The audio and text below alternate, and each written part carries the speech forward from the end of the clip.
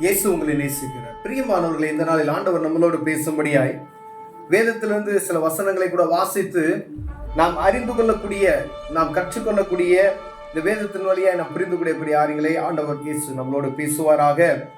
அது அப்போஸ்தலனாகிய பவுல் கொரிந்தியருக்கு எழுதின 1 நிருபம் 1 அதிகாரத்துல 2வது வசனம் எப்படியாக சொல்லுவது, கொரிந்துவிலே கிறிஸ்து இயேசுவுக்குள் பரிசுத்தமாக்கப்பட்டவர்களாயும் பரிசுத்தவான்களாகும்படி அழைக்கப்பட்டவர்களாயும் இருக்கிற தேவனுடைய சபைக்கும் எங்களுக்கும் தங்களுக்கும் ஆண்டவராய் இருக்கிற தம்முடைய கர்த்தராகிய இயேசு கிறிஸ்துவின் நாமத்தை எங்கும் தொழுது கொள்கிற அனைவருக்கும் எழுதுகிறதாவது.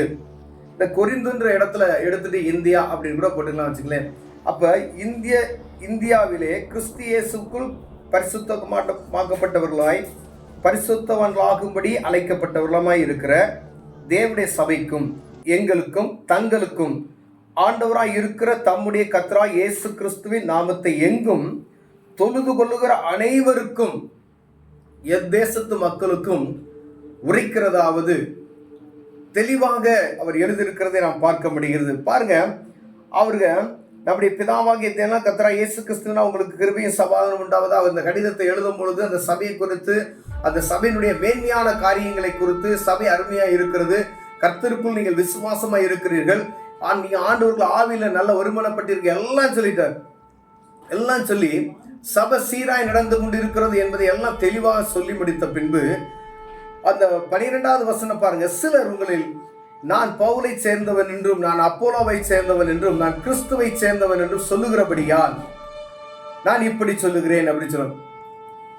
அதாவது கிறிஸ்து தான் ஜீவன், அவர் தான் மனிதனுடைய பாவத்தை மன்னிக்கும்படியா இந்த உலகத்துக்கு வந்தவர், அவர் தான் தெய்வம், அவரை வழிகாட்டும்படியாக இந்த நம்மை அழைக்கப்பட்டிருக்கிறார். எல்லா அப்போஸ்தலர்களும் புனிதர்களும் என்று சொல்லப்படுகிற ஒவ்வொருவருமே இயேசுவின் அன்பை பிறருக்கு சொல்லும்படியாக ஒவ்வொருவரும் அவங்களுடைய காரியத்தை செய்து கொண்டிருக்கிறார்கள். இந்நாள் வரைக்கும் இருக்கிற எல்லா ஊழியர்களும் ஆண்டவருடைய காரியத்தை அவர்கள் மற்றவர்களுக்கு பறைசாற்றுகிற காரியமே ஒழிய பவுலையோ இல்ல சீலாவையோ நாம் வழிபடுகிறது தவறானது. நான் பவுலை சார்ந்தவன், அப்போலோவை சார்ந்தவன், நான் கேபாவை, இப்படி ஒவ்வொருத்தரும் ஒவ்வொருவரை சார்ந்து இருக்கிற ஒரு அனுபவத்தில் இருக்கிறதாக சொல்லப்படுது. கொரிந்து தேசத்துல அன்னைக்கே அப்படிப்பட்டதான காரியம் இருந்த எல்லா தேசங்கள்லையும் சில ஆட்கள், நான் ஆர்சிஐ சேர்ந்தவன், சிஎஸ்ஐ சேர்ந்தவன், டிஎல்சிஐ சேர்ந்தவன், ஆனா எல்லாருக்கும் தலையா இருக்கிறது யாரு? இயேசு கிறிஸ்து தான். இப்ப இயேசு கிறிஸ்துவை நாம் பிரதிபலிக்கும்படியாவே நாம் அழைக்கப்பட்டு இருக்கிறோம். கர்த்தருடைய பிள்ளைகள், அதாவது இங்க அவர் சொல்லியிருக்க அழைக்கப்பட்டவர்களும் தெரிந்து கொள்ளப்பட்டவர்களும் உலகெங்கும் இந்த விசுவாசத்தை அறிக்கப்பட எல்லாருமே உண்மையான தெய்வத்தை வழிபடுகிற உலகத்தில் இருக்க அனைத்து மக்களுக்கும் இதை நீங்க புரிந்து கொள்ளணும்னு சொல்லி தெளிவா அவர் அப்போஸ்தலனாகிய பவுல் நமக்கு எழுதுகிறதை நாம் பார்க்க முடிகிறது. பிரியமானவர்களே, அப்ப நான் எவ்வளவு ஜாக்கிரதையா இருக்கும் பாருங்க. நம்ம பிரிவினைகளை உண்டாக்காதபடிக்கு நாம் வழிபடுகிற தெய்வம் ஒருவர், வானத்தையும் பூமியை படைத்த சர்வ வல்லமையுள்ள தேவன். பாருங்க, இவன் நான் யாருடைய நாமத்தை கொண்டு நம்ம செயல்படுகிறோம் என்பதை இயேசு என்ற நாமம் மாத்திரமே இந்த பூலோகம் எங்கும் வேறொரு நாமம் இல்லை. என்ன என்று பிதாவினிடத்தில் ஒருவனும் வரான் என்று வேதம் தெளிவாக நமக்கு சொல்கிறது. என்னை கண்டவன் பிதாவை கண்டான் அப்படின்னு தெளிவா ஆண்டவர் சொல்லிட்டார். அப்ப நான் பவுலை சார்ந்தவன், கேபாவை சார், உதாரணத்துக்கு இந்த பைபிள் நம்ம கொடுக்கப்பட்டு இருக்க இந்த 2 மனிதர்களை குறித்து சொல்லப்பட்டு இருக்கிறது. ஆனால் வெளி உலகத்துல நான் பார்க்கிறோம், நான் அந்த சபையை சார்ந்தவர், இந்த சபையை சார்ந்தவர், ஆனால் இயேசுவை சார்ந்தவர்களா இருக்கிறோமா என்று பார்க்கும்படி ஆண்டவர் உங்களோடு என்று பேசுகிறார். ஒருவேளை நான் அவங்கள சார்ந்தவங்க, நான் இவங்களை சார்ந்தவங்கன்னு சொல்லிட்டு இயேசுவை சாராது இருப்போம்னாலும் பரிதபிக்கப்பட்டவர்களாய் காணப்படுவோம். பிரியமானவர்களே, ஏன் அப்படின்னு சொன்னா அதி சீக்கிரத்தில் ஆண்டவருடைய இயேசு கிறிஸ்து வரப்போகிறார்.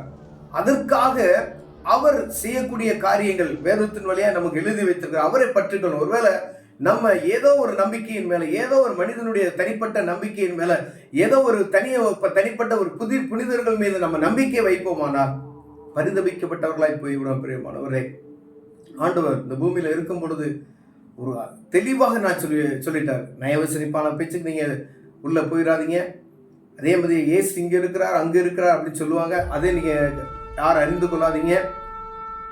வேதத்தை புரிந்து கொள்ளுங்க. வேதத்துல சொல்லப்பட்ட காரியம் என்னென்ன நடக்குதோ, எதுப்படி நடக்கணும்னு சொல்லி ஆண்டவர் சொல்லியிருக்கிறாரோ அதன்படி நடங்க அப்படின்னு சொல்லியிருக்கு. அப்போ ஒவ்வொருவரும் இந்த வேதத்தை வாசித்து அதன்படி நாம் நடந்தால் இயேசு கிறிஸ்துவை சொந்த இரட்சகராய் ஏற்று அவரே தெய்வம் என்று நாம் விசுவாசிக்கும் பொழுது நம்முடைய ஒவ்வொரு செயலையும் அவர் பார்த்து கொண்டிருப்பார். பிரியமானவர்களே, அப்ப நான் அவங்கள சார்ந்தவங்க, இந்த சபையை சார்ந்தவங்க சொல்லி நம்ம அநேக பிரிவினைகளை உண்டாக்காதபடி உலகத்தில் இருக்கிற அனைத்து மக்களும் வானத்தையும் பூமி படைத்த சர்வ வல்லமையுள்ள தேவனுக்கு சொந்தமானவர்கள் என்கிற ஒரு உறுதியோடு இருப்போமாயினால் அவர் வல்லமையுள்ளவர். இந்த தேசத்தை பாதுகாப்பார். உங்களையும் என்னை பாதுகாக்க வல்லமையுள்ளவர். கண்களை மூடுவோம், ஜெபம் செய்வோம். அன்பின் தகப்பனே, ஆண்டவரே, உண்மை மாத்திரம் நோக்கிற ஒரு அனுக்கிரகத்தை எங்களுக்கு தாங்க.